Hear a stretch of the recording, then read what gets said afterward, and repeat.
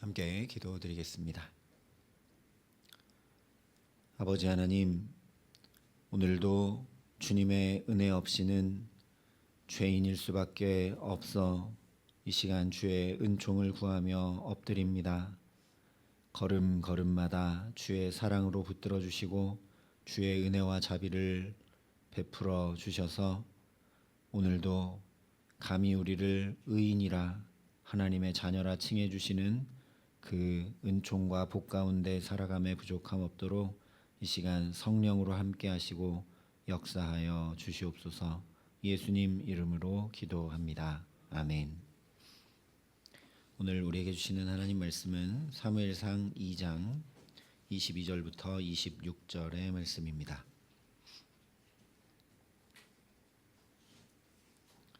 사무엘상 2장 22절부터 26절의 말씀을 봉독해 드리겠습니다. 하나님의 말씀입니다. 엘리가 매우 늙었더니 그의 아들들이 온 이스라엘에게 행한 모든 일과 회막문에서 수종드는 여인들과 동침하였음을 듣고 그들에게 이르되 너희가 어찌하여 이런 일을 하느냐? 내가 너희의 악행을 이 모든 백성에게서 듣노라. 내 아들들아 그리하지 말라. 내게 들리는 소문이 좋지 아니하니라. 너희가 여호와의 백성으로 범죄하게 하는도다. 사람이 사람에게 범죄하면 하나님이 심판하시려니와 만일 사람이 여호와께 범죄하면 누가 그를 위하여 간구하겠느냐 하되 그들이 자기 아버지의 말을 듣지 아니하였으니 이는 여호와께서 그들을 죽이기로 뜻하셨음이더라. 아이 사무엘이 점점 자라매 여호와와 사람들에게 은총을 더욱 받더라. 아멘. 죄로 인해서 우리 삶이 앞이 보이지 않을 뿐 아니라 죄에 싹신 사망으로 인해서 아무 소망 없는 인생에 하나님이 소망 되신다라는 것을 분명히 보여주시는 말씀이 사무엘상의 말씀입니다. 그렇기 때문에 그 소망 되시는 하나님이 아니라 상황과 환경과 사람을 바라보면 참으로 처참합니다. 그 일들이 오늘 기록이 되고 있습니다. 22절과 23절에 보면 나이 많은 엘리가 아들들에게 권고합니다. 회막문에서 수종드는 여인들과 동침하였다라는 이야기를 듣고 악행을 내가 듣고 있다. 어찌하여 이런 일들을 행하느냐라고 자녀들을 권고합니다. 여기 말씀하고 있는 대로 엘리의 두 아들 홈니와 비느하스는 제사장인데도 불구하고 그 당시 다른 사람들과 하나 다를 바 없이 자기의 소견에 옳은 대로 행합니다. 앞서 살펴본 대로 백성들이 하나님 앞에 제사하러 나올 때 그 제물을 탐하여 억지로 빼앗기까지 하고 그 죄에 더하여 오늘 말씀을 보면 성소의 여인들과 동침하기까지 합니다. 이것은 그저 여인들을 범했다는 죄 정도가 아니라 가나안 우상을 섬길 때 그 우상의 신전에서 행해졌던 일들을 그대로 했던 것과 하나 다를 바 없는 일이어서 처참한 죄악입니다. 하나님 섬기는 일을 우상 섬기는 것과 하나 다를 바 없이 행하고 있기 때문입니다. 만약 여러분이 이 두 아들들의 아버지인 엘리였다면 이 두 아들들에게 어떻게 하시겠습니까? 오늘 엘리는 24절 25절에 내게 들리는 소문이 좋지 않다. 아들들아 그렇게 하지 말아라. 그것은 하나님의 백성들에게 범죄하게 하는 것이다. 사람에게 범죄하면 하나님이 심판하시겠지만 하나님께 범죄하면 누가 중보하고 강구하겠느냐라고 이야기를 합니다. 엘리의 이 책망과 권고의 내용은 별 문제가 없어 보입니다. 두 아들들의 잘못을 아주 날카롭게 지적하면서 책망하고 하나님 앞에 범죄하지 말아라. 이것은 그냥 사람 앞에 범죄하는 게 아니다 라고 잘 훈계하고 있죠. 그런데 엘리가 이렇게 훈계하고 있는 중심이 흐트러진 데 문제가 있습니다. 엘리의 말의 근거, 책망의 근거, 그 기준이 어디에 있느냐? 하나님의 말씀에 있어야 되는데 하나님의 말씀에 우리 레위인 제사장들은 구별하라 하셨다. 거룩하게 행하라 하셨다. 성소의 직임을 감당할 때 깨끗이 목욕하고 옷도 하나님이 정하여 주신 옷을 입고 그렇게 하나님 앞에 섬기라고 했다. 그러니까 이런 것들이 잘못이다. 이렇게 얘기를 해줘야 되는데 내게 들리는 소문이 이렇다라고 그 기준을 어디에 삼았냐면 사람들의 평판에 두고 있습니다. 12절부터 17절에 기록된 대로 홈리와 비느하스가 재물을 빼앗고 성소에 수종드는 여인들을 범하는 악행을 저질러서 처참하다는 게 아니라는 말씀이죠. 성경은 처참함의 원인을 이들의 타락과 악행이라고 얘기하지 않습니다. 17절에 이 소년들의 죄가 여호와 앞에 심히 크면 그들이 여호와의 제사를 멸시함이었더라 분명히 말씀합니다. 하나님 앞에 큰 죄가 무엇이냐? 하나님의 제사를 멸시한 것이라는 이야기죠. 그런데 엘리의 책망의 내용을 보면 너희가 제사장인데도 하나님의 제사를 그렇게 멸시하였느냐? 제물을 빼앗고 성소에 수종드는 여인들을 범하였느냐? 이것은 용서받기 어려운 죄악이다라고 이야기하고 엄히 다스려야 할 텐데 하나님의 제사를 멸시했다라는 말은 한마디도 없죠. 율법에 의하면 홈리와 비느하스의 죄는 돌에 맞아 죽어야 하는 죄에 해당합니다. 그런데 대제사장인 엘리가 아들들을 향해 그냥 권고만 하고 있죠. 그러니까 근본적으로는 엘리도 자기 소견에 옳은 대로 행하고 있는 것입니다. 그래서 하나님의 말씀을 기준 삼아 이 아들들의 죄를 드러내고 하나님의 말씀을 따라 징계하지 않습니다. 그냥 권고하고 또 이들이 제사장 직무를 행하도록 두고 있죠. 그러다 보니까 이어지는 27절 이하의 말씀에 하나님의 사람을 통해 선포되는 재앙의 당연하다 우리가 여기게 되기 쉽습니다. 엘리 집안의 죄악이 엄중하고 또 25절 하반절에 보면 이는 여호와께서 그들을 죽이기로 뜻하셨음이더라 분명히 말씀해주고 있기 때문입니다. 그런데 한 번 더 생각해 보면 하나님께서 그들을 죽이기로 뜻하셨으면 그러면 죽이시면 되는데 왜 죽이지 않고 두시는가 의문이 들게 되죠. 그 답을 26절에 이렇게 말씀합니다. 아이 사무엘이 점점 자라매 여호와와 사람들에게 은총을 더욱 받더라.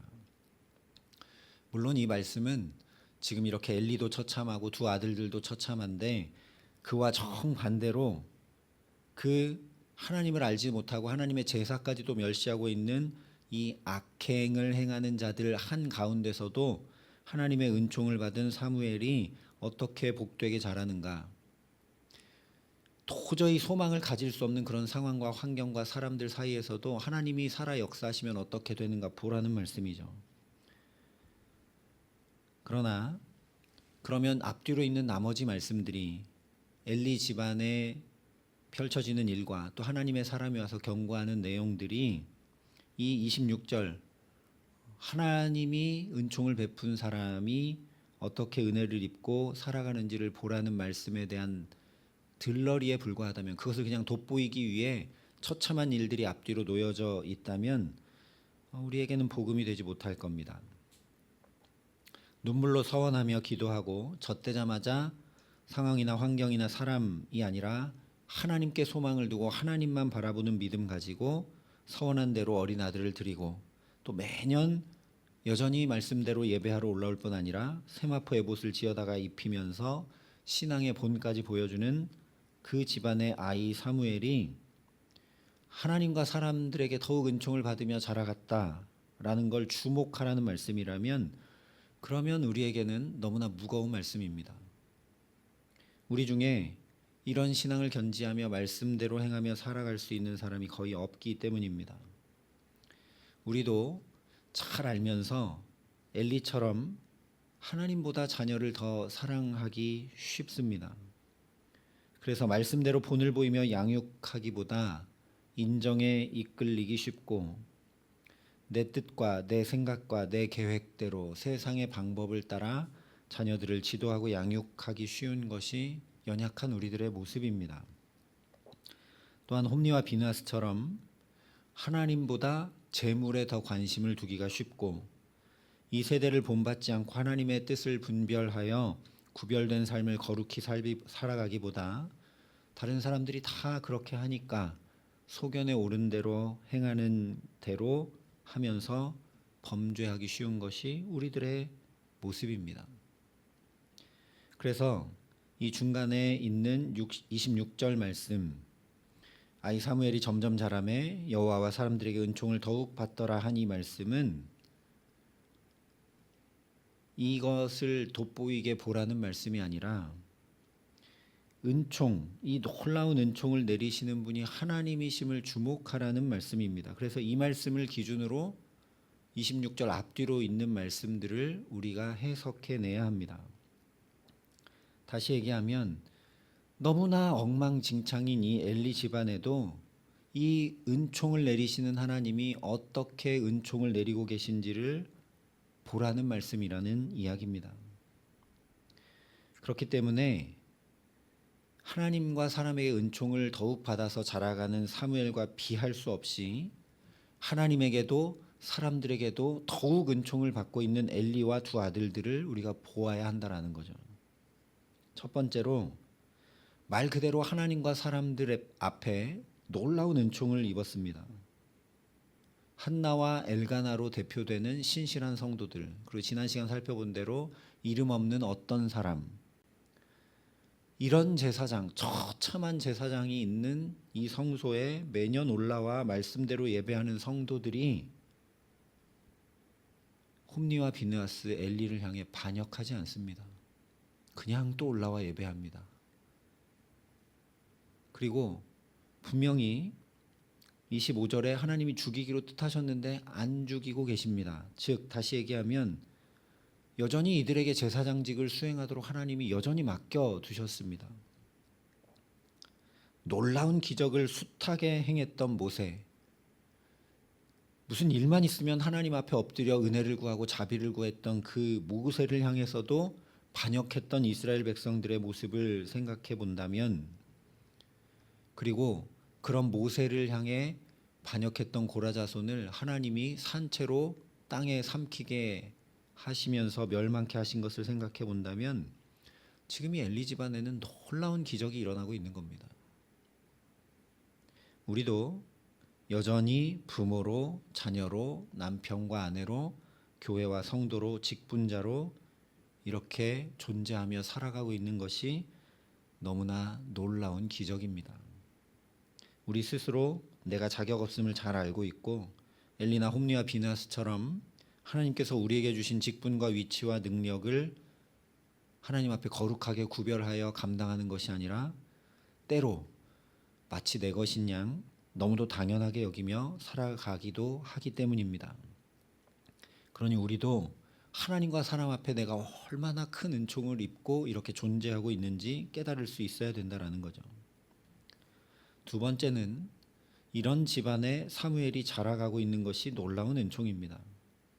하나님은 사무엘을 여기서 자라게 하시지 않을 수 있습니다. 얼마든지 다른 데서도 사무엘을 양육해내실 수 있죠. 그런데 한번 생각해 보면 엘리와 그의 아들들이 있는 이 성소에서 사무엘이 자라는 게 아니라 전혀 다른 데서 사무엘이 자라고 있다면 그 자체로 지금 엘리 집안은 하나님이 버리셨다라는 분명한 증거가 됩니다. 그런데 엘리 아래서 이렇게 사무엘이 자라게 하고 계시니 그것이 또한 놀라운 은총이라는 이야기입니다. 우리도 그렇습니다. 하나님의 대리자인 부모로 하나님이 우리를 인정해 주시기 때문에 우리 자녀들이 우리 품 안에서 자라며 돌봄받고 우리를 주의 몸된 교회로 여전히 인정해 주시기 때문에 여기서 복음이 선포되고 여기서 예배도 드리고 여기서 믿음의 다음 세대들도 양육되고 있다는 것이 놀라운 은혜라는 이야기입니다. 아직 주의 성령의 불이 여기 꺼지지 않고 타오르고 있다는 증거이기 때문입니다. 세 번째로 이제 내일 또 살펴보겠지만 오늘 26절 이후에 이어지는 말씀, 하나님의 사람이 이런 집안에 와서 말씀을 선포해 준다는 것이 놀라운 은총입니다. 자기들이 깨닫지 못하고 자기들이 회개하지 못하는 걸 하나님이 아시고 하나님의 사람을 친히 보내셔서 경고하고 그것을 깨달아 알도록 말씀해 주시는 것이 놀라운 은총이라는 거죠. 얼마든지 그냥 내버려 두셔도 됩니다.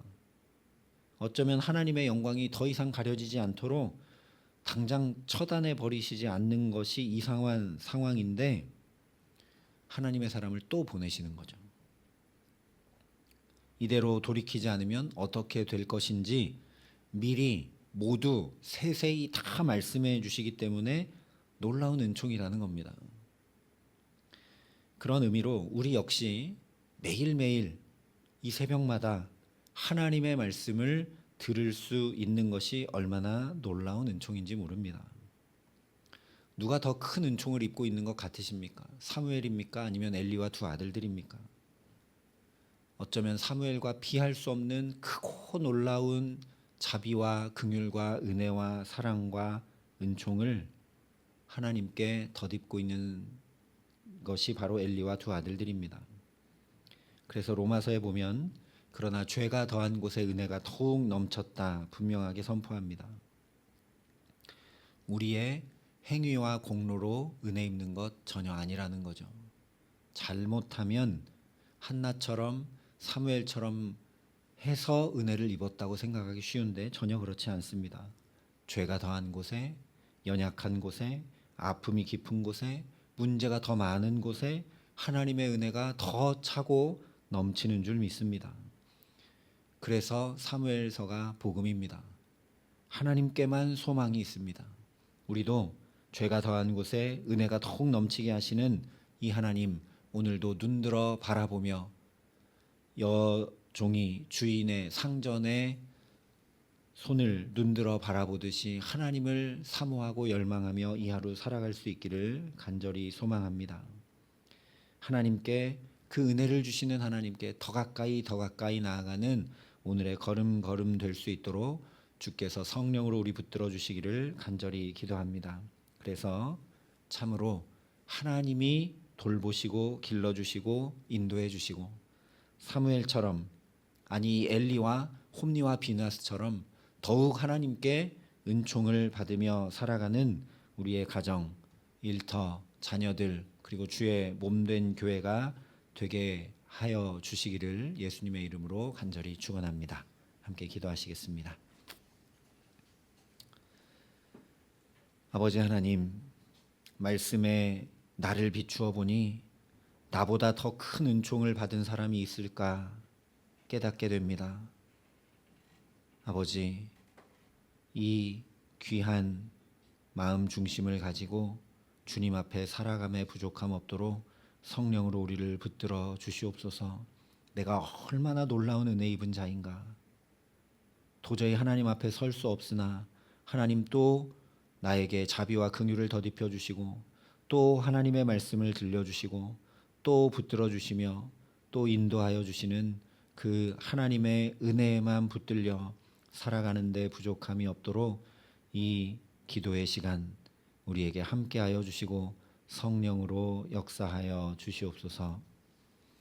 이제는 주 예수 그리스도의 은혜와 하나님의 사랑과 성령님의 교통하심이 오직 주님의 사랑과 은혜에만 매여 살아가기를 소원하고 결단하는 여기 모인 모든 주의 성도들과 사랑의 빛교회 모든 교우들과 이 나라 이 민족과 이 귀한 복음을 오늘도 세계 만방에 전하시는 선교사님들 가운데 이제로부터 영원토록 함께 하시기를 간절히 축원하옵나이다. 아멘.